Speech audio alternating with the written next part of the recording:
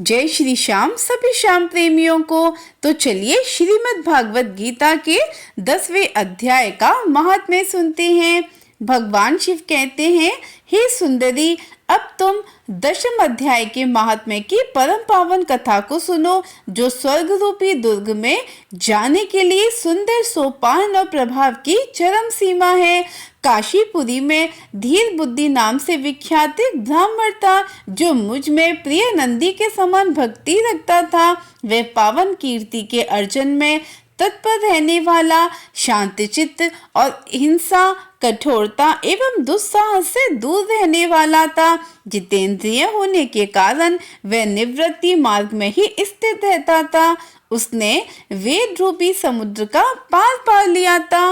वह संपूर्ण शास्त्रों के तात्पर्य का ज्ञाता था। उसका चित्त सदा मेरे ध्यान में संलग्न रहता था। वह मन को अंतरात्मा में लगाकर सदा आत्म तत्व का साक्षात्कार किया करता था। अतः जब वह चलने लगता तब मैं प्रेमवश उसके पीछे पीछे दौड़कर उसके हाथ को सहारा देता था। यह देखकर मेरे पार्षद ने पूछा, भगवान, इस प्रकार भला किसने आपका दर्शन किया होगा? इस महात्मा ने कौन सा तप, होम अथवा तप किया है कि स्वयं आप ही पद पद पर इसे हाथ का सहारा देने चलते हैं? यह सुनकर मैंने इस प्रकार उत्तर देना आरंभ किया। एक समय की बात है, कैलाश पर्वत के पार्श्व भाग में पुत्रांग वन के भीतर चंद्रमा की अमृतमय किरणों से धुली हुई भूमि में एक वेदी का आश्रय लेकर मैं बैठा हुआ था। मेरे बैठने के क्षण भर के बाद ही सहसा बड़े जोर की आंधी उठी। वहां के वृक्षों की शाखाएं नीचे ऊपर होकर आपस में टकराने लगी।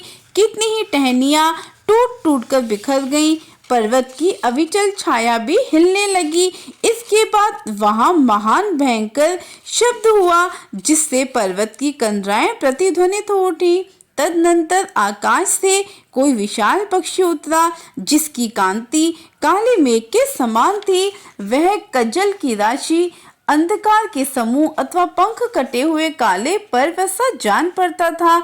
पैरों से पृथ्वी का सहारा लेकर उस पक्षी ने मुझे प्रणाम किया और एक सुंदर नवीन कमल मेरे चरणों में रखकर स्पष्ट वाणी में स्तुति करनी आरंभ की। पक्षी बोला, देव, आपकी जय हो। आप चिदानंदमयी सुधा के सागर तथा जगत के पालक हैं। सदा सद्भावना से युक्त एवं अनासक्ति की लहरों से उल्लसित है।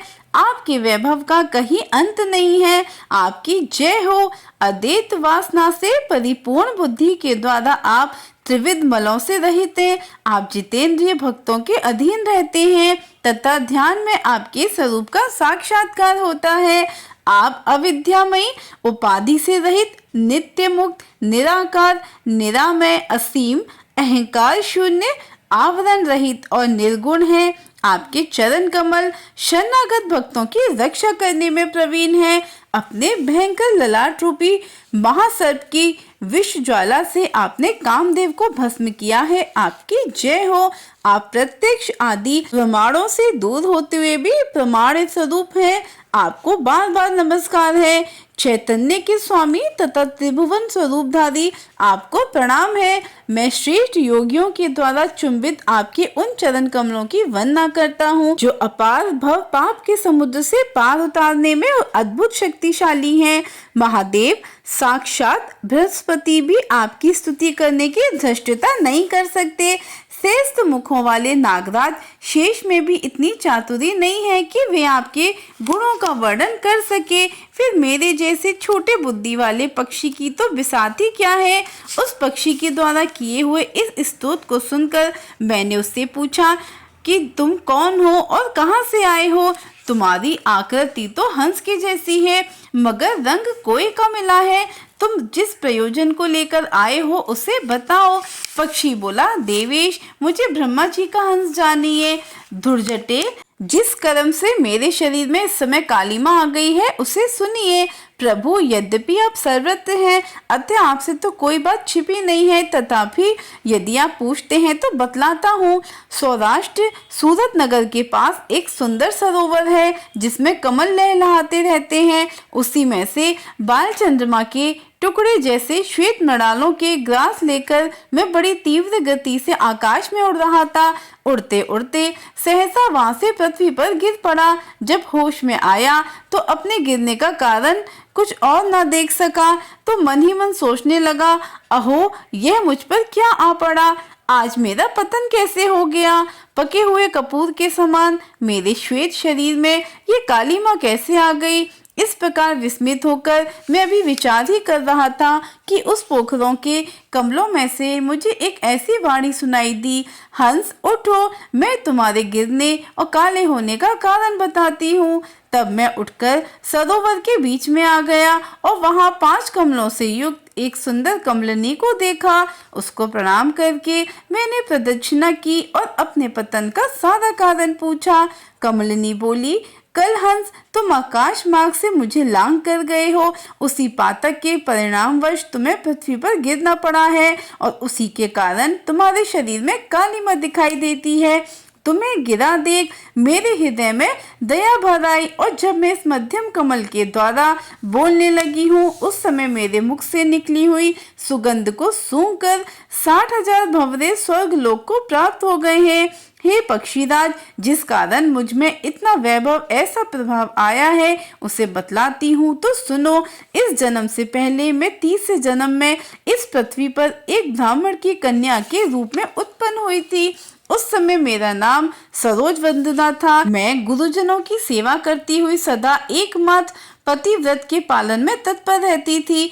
एक दिन की बात है, मैं एक मैना को पढ़ा रही थी। इससे पति सेवा में कुछ विलम्ब हो गया। इससे पति देवता कुपित हो गए और उन्होंने श्राप दे दिया कि पापिनी तू मैना हो जा। मरने के बाद यद्यपि मैं मैना ही हुई तथापि पतिव्रत के प्रसाद से मुनियों के घर में ही मुझे आश्रय मिला। किसी मुनि कन्या ने मेरा पालन पोषण किया। मैं जिनके घर में रहती थी वे ब्राह्मण प्रतिदिन प्रातःकाल विभूति योग नाम से प्रसिद्ध गीता के 10वें अध्याय का पाठ करते थे और मैं उस पापहारी अध्याय को सुना करती थी। काल आने पर मैं मैना का शरीर छोड़कर 10वें अध्याय के महात्म्य से स्वर्गलोक में अप्सरा हुई। मेरा नाम पद्मावती हुआ और मैं पद्मा की प्यारी सखी हो गई। एक दिन मैं विमान से आकाश में विचर रही थी। उस समय सुंदर कमलों से सुशोभित इस रमणीय सरोवर पर मेरी दृष्टि पड़ी और इसमें उतरकर जैसे ही मैंने जल क्रीड़ा आरंभ की त्यों ही दुर्वासा मुनि कहीं से आ धमके। उन्होंने वस्त्रहीन अवस्था में मुझे देख लिया। उनके भय से मैंने स्वयं ही एक कमलिनी का रूप धारण कर लिया। मेरे दोनों पैर 2 कमल हुए, दोनों हाथ भी 2 कमल हो गए और शेष अंगों के साथ मेरा मुख भी एक कमल हुआ। इस प्रकार मैं 5 कमलों से युक्त हुई। मुनिवर दुर्वासा ने मुझे देखा। उनका नेत्र क्रोधाग्नि से जल रहा था।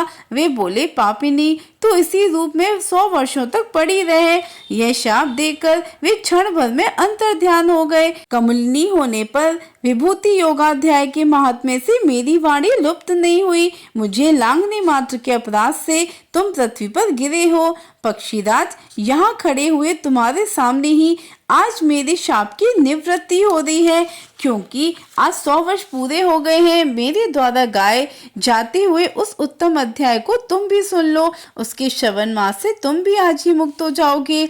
यूं कहकर पद्मिनी ने स्पष्ट एवं सुंदर वाणी में 10वें अध्याय का पाठ किया और वह मुक्त हो गई। उसे सुनने के बाद उसके दिए हुए उस उत्तम कमल को लाकर मैंने आपको अर्पण किया है।